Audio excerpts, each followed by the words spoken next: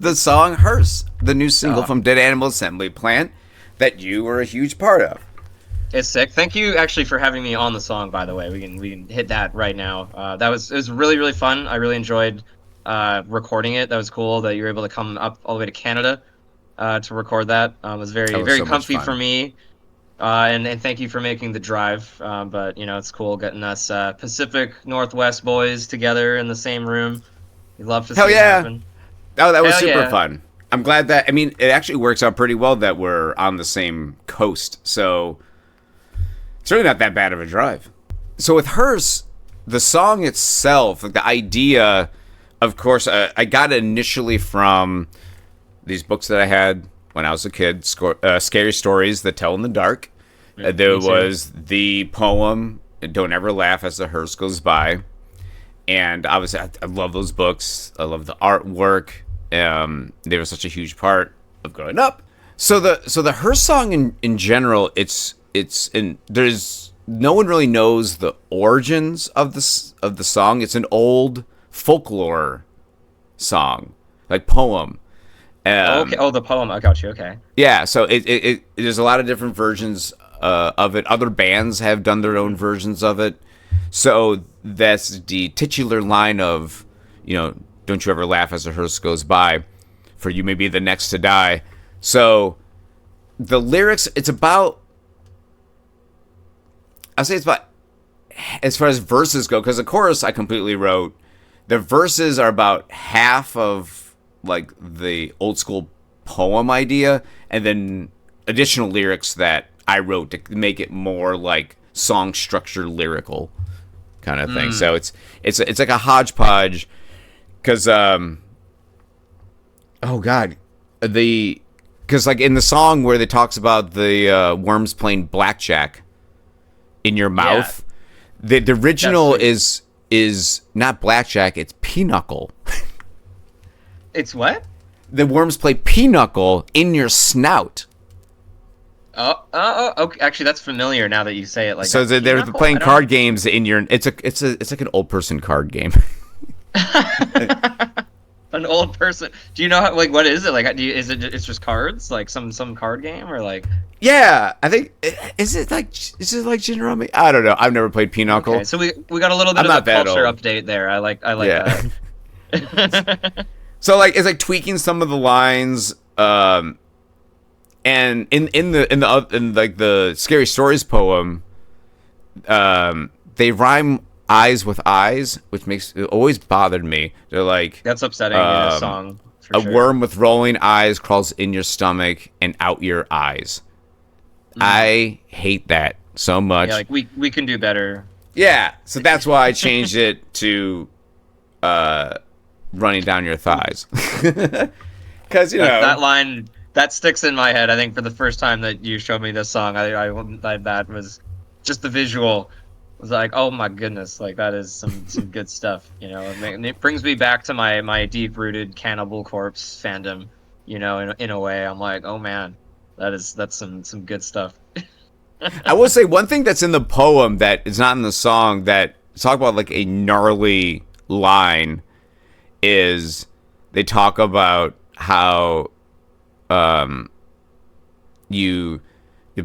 the pus pours out like whipping cream, and how like you spread it on a slice of bread, and that's what you eat when you are dead. Oh damn! Yeah, I was like, yeah, that's gross. I mean, that's savage. Where that's in the poem? Yeah, that's in the Scary Stories That Tell in the Dark.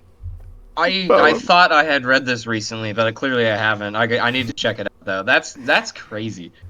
That's sick. And it came out even better because of the two features that I have on it.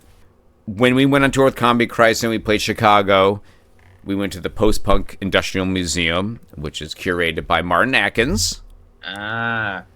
And, of course, I've been a huge fan of Martin Atkins since I was a teenager. I mean, the founder of Invisible Records, Pigface, Killing Joke, Ministry, Nine Inch Nails.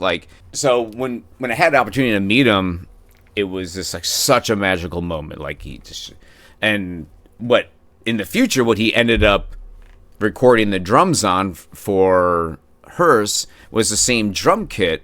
So if you watch like the Head Like a Hole video, he's in the Head Like a Hole video. And so there's the two drummers, but he's the one with the blonde hair drumming. He's drumming on that kit that he used to record on Hearse. So it's like a legendary kit that's been in like Ministry, Nine Inch Nails stuff. And so That's coming back home and like wanting to redo the Hearse song, I initially thought of you first. I'm like, I want someone to do guest vocals, and I'm like, I gotta hit up Glen. We're homies. He's an amazing vocalist. I would fucking love this, and having James from Crossbreed on Cinders, I'm like, I want another homie on a song. Like, I want another friend, like talented friend in a song. So, that's so cool. So that's when I hit you up. By the way, for thinking of me. Hey, always. And that's when I sent you that, like, so I started working on a really, like, skeletal version of it. And that was a version I sent you.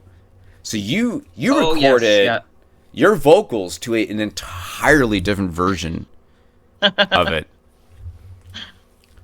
That's fun. I love that about the process. Sometimes, like, you just, you work on what you got, and you're like, okay, and then it goes off, and then it goes through the whole next process. I sent him... It was the version that I had sent you. So that's the version that I initially sent him.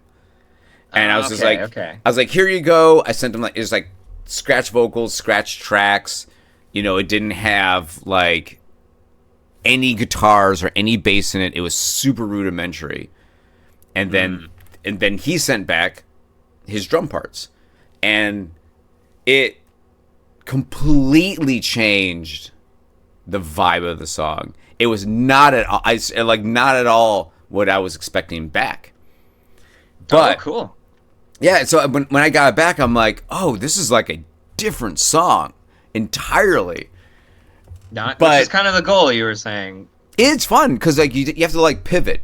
Like I there's the I knew what I wrote, so if he drummed within the parameters in my head of what I sent him, and it was predictable, it wouldn't have been nearly as fun than to get something completely different back. That's his style. His style is that really like kind of frenetic, that is that kick snare, that boom pop, boom pop, boom pop. Like that's him. Like so then you guys kind of built the rest of the song off of like what he did for the drums. Yes. So we were once we got the drums back, we're like, okay, all right. Well, now let's write the song. So the whole sample in it from John Kassir, aka the Crypt Keeper, from Tales from the Crypts. I love that so much that's in the song. I think you showed me that way back in the day. You were like had the audio recording because but before I go on another huge tangent, please continue. Oh no, it's like because I had the video on my phone because when I met him at a horror convention in Seattle, at this one called Crypticon, I was in line just to get an autograph for him. And I saw one of his things where it's like, get an autograph and a video, with him. This amount of money. And while I was standing there, I was like, God, it'd be so cool to get. What would he say? Like, I don't know what kind of video to get for him. So as soon as I got up there, I'm like, I'm gonna do the video. Okay, cool. And then while I was standing there, I was like,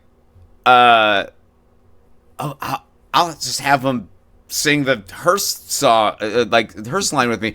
I had no idea at the time that I was actually going to redo the Hearse song. It was just like a spur of the moment thing.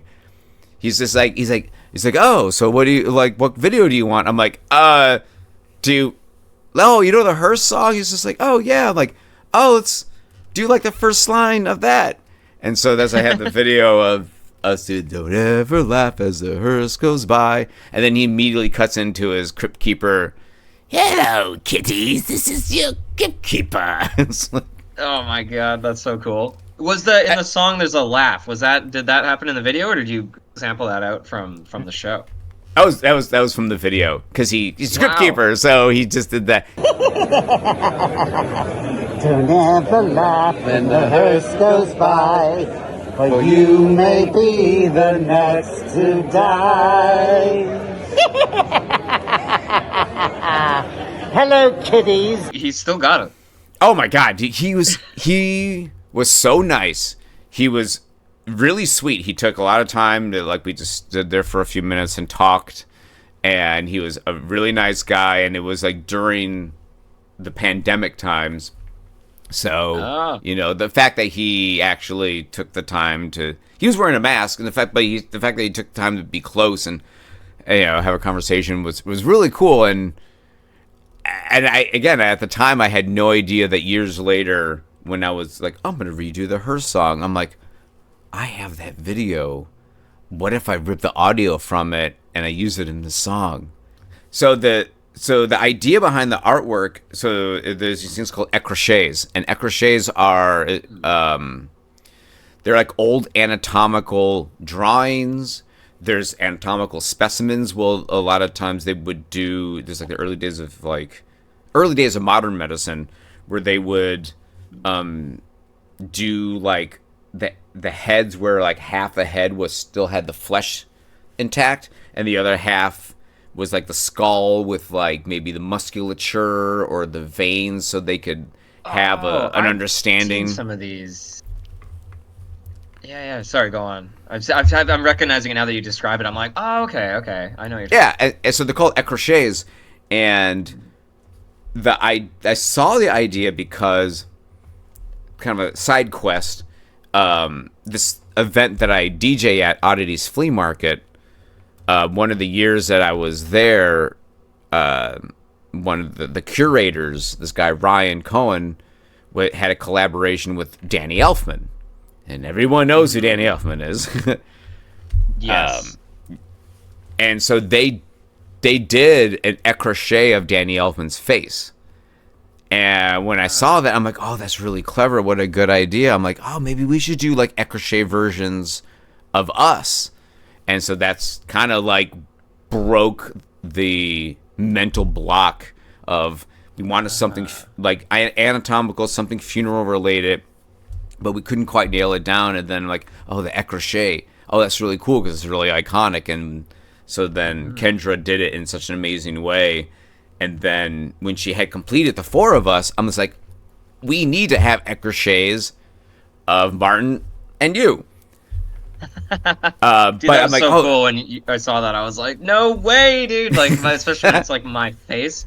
And then with Martin too, I was like, wow, this is a great moment. I was pretty stoked. It looked really good too. So it's like it's kind of since you guys don't have like the half and half like the rest of us have, I'm like, oh, you should make it so their faces are like kind of coming together like some body horror Cronenberg kind of stuff. Oh, it's so cool. I love it so much. And there we have it. We have Hearse, which is the second single off of our next album, which is due later this year. And I guess right now the working title is Welcome to the End. You can interpret that how you want. Yum, yum, eat 'em up.